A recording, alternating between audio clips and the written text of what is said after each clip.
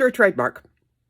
Well, the easy answer to that is you hire the trademark lawyer. But if you're one of these people who has to do everything yourself, then this is how you do it. You go to uspto.gov. You click on the link up there that says trademarks. You go to apply for trademark, apply online, whatever it says. I don't have it in front of me.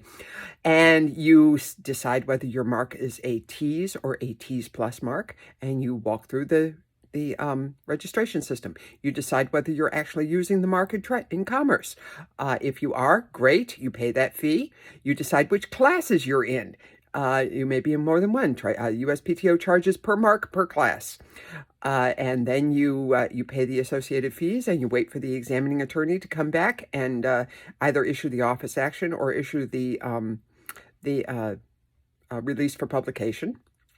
And then you wait for the publication to happen. Everybody has every trademark is published in the Federal Register, and the public then has 30 days to dispute the mark, the registration of the mark.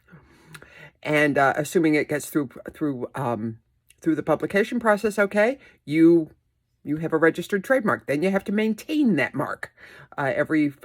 Between years 5 and 6, you file your first notice to the USPTO that yes, you are continuing to use the mark, and you also file a statement of incontestability at year 5 or 6, between years 5 and 6. So you can file those two things together, and then between years 9 and 10, you file another notice that you're continuing to use the mark. And all of these notices cost you money. You understand? You have to. USPTO is a profit center for the government, and they're very good at that.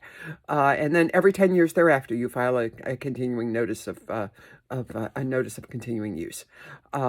Or the easy way is hire the trademark lawyer.